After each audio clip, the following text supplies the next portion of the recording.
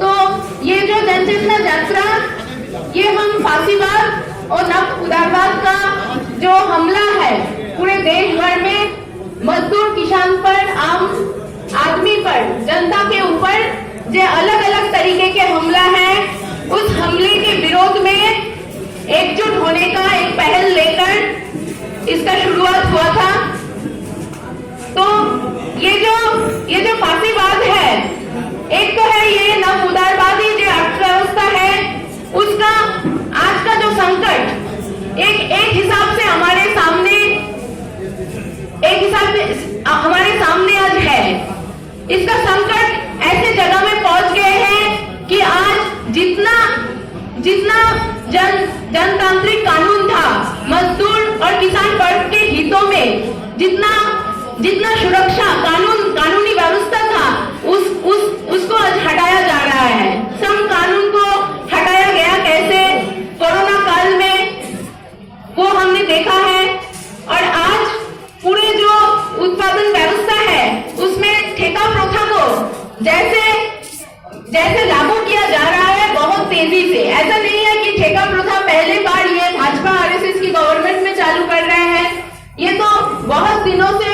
देश की पूंजीपतियों की जो हितों में ये ठेका प्रथा, जो सारे श्रम कानून को हटाए जाने का जो प्रक्रिया है वो लागू हो चुका है। और ये आरएसएस भाजपा का जो गवर्नमेंट है वो और भी तेजी से ये ठेका प्रथा, सारे स्थायी कामों को हटाने का, और जितना मजदूर वर्ग के हितों में जितना सारा कानून था उसको तेजी से हटाने का काम और भी आगे बढ़ा रहा है। और उसका जो प्रभाव वो हमारे सामने, उसका जो फल हमारे सामने दिख रहा है। आज तेजी से महंगाई बढ़ रहा है, बेरोजगारी ऐसे जगह में पहुंच गए हैं कि देश का यो नौजवान लोग आज बेरोजगार है, उसके सामने कोई भविष्य, कोई स्थिति नहीं है, कोई भविष्य नहीं है। और ये जो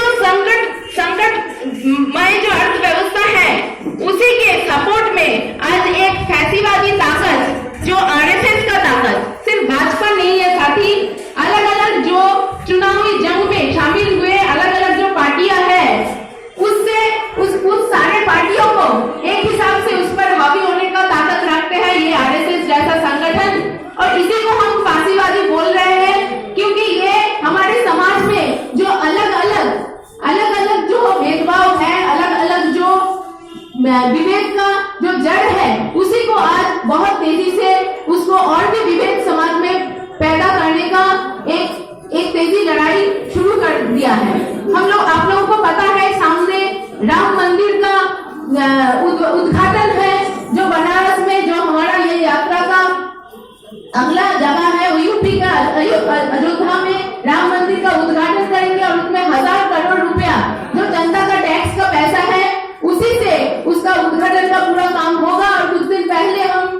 देखे कि दीपावली में कैसे हजारों दिया जल रहे हैं, जहां पर देश की जनता के पास रसोई का तेल नहीं है। तो 1000 करोड़ रुपया जनता का टैक्स का पैसा, हमारा कमाई का पैसा, मजदूर किसान वर्ग का कमाई का पैसा, वो पैसा ऐसे ही भेदभाव की राजनीति, मंदिर मस्जिद और हिंसा का राजनीति, विद्वेष फैलाने का राजनीति को आगे बढ़ाने के लिए ये लोग इस्तेमाल कर रहे हैं। तो ये जो आरएसएस का जो नीतियां है उसको और ठीक से हम लोगों को जो मजदूर किसानों का संगठन का प्रतिनिधित्व करते हैं हमारे देश में, पूर्वी भारत में अलग अलग संगठन ये जनचेतना यात्रा के उद्योग में शामिल है। हमें आरएसएस का जो समाज में उसका जो काम काज है उसको और भी तेजी से समझना है। और उसमें ही और एक महत्वपूर्ण प्रश्न है जो महिलाओं का सवाल। ये सामाजिक उत्पादन में महिलाओं का जितना समान हिस्सेदारी है, जिसको हम मानते हैं, और हमारे देश का जो सारे जो काम चलते हैं उसमें महिला पुरुष का समान भागीदारी है। और उसी के एकदम विपरीत में एक चिंता को ये लोग फैलाने की कोशिश करते हैं, जहां महिलाओं का जगह 4 खिड़की के अंदर होगा। तो ऐसे ही एक वित्तीयता जो हिंदुत्व के नाम में, कभी परिवार परंपरा के नाम में, ऐसे बहुत सारे कानूनी चेंज भी ये लोग आ रहे हैं। कभी यूसीसी के बात बोल रहे हैं, कभी दूसरे कानूनों को, जो घरेलू हिंसा प्रतिरोध कानून में शामिल है। और हम लोग देख रहे हैं जब मजदूर वर्ग का हितों का कानून बदल रहा है, महिला मजदूर का भी हालत बहुत खराब हो रहा है। महिला मजदूर के लिए कोई भी जितना भी सुरक्षा कुछ संगठित क्षेत्र में भी मौजूद था उसको भी हटाया जा रहा है। और कम से कम मजदूरी से,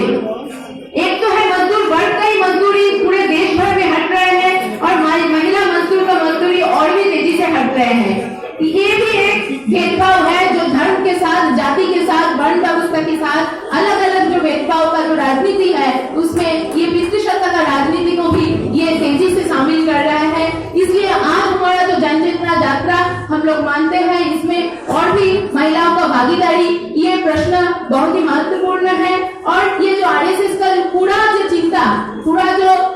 विचारधारा है, ये विचारधारा को बहुत ही संगठित रूप से, बहुत ही अकलमंदी के साथ इसका विरोधिता हम लोगों को करना है। इसीलिए अलग अलग प्रश्नों के साथ इसमें पर्यावरण का सवाल है, मजदूर किसान का कानूनों का सवाल है, इसमें बिजली का बिल, बिजली का जो पूरा व्यवस्था है उसमें जैसे प्राइवेटाइजेशन ला रहा है, निजीकरण ला रहे हैं, और ये जो इलेक्ट्रिसिटी बिल है उसमें भी खर्चा, आम जनता का बिजली का बिल भी देश भर में बढ़ रहा है और उसके विरोध में आंदोलन भी चल रहा है, जन आंदोलन भी आगे बढ़ रहा है। तो हमारा मानना है कि ये जन चेतना यात्रा का एक लक्ष्य ये होना चाहिए अलग अलग जगह में कि आरएसएस भाजपा का गवर्नमेंट के विरोध में जो जन आंदोलन चल रहा है, जो लड़ाई चल रहा है, जो संघर्ष चल रहा है, उसको एकजुट करना है हम लोगों को। उसको कोई एक विचारधारा की, जो मजदूर किसान के हितों का विचारधारा है उसकी विचारधारा के पक्ष में इसको हम लोगों को एकजुट करना है। और इसी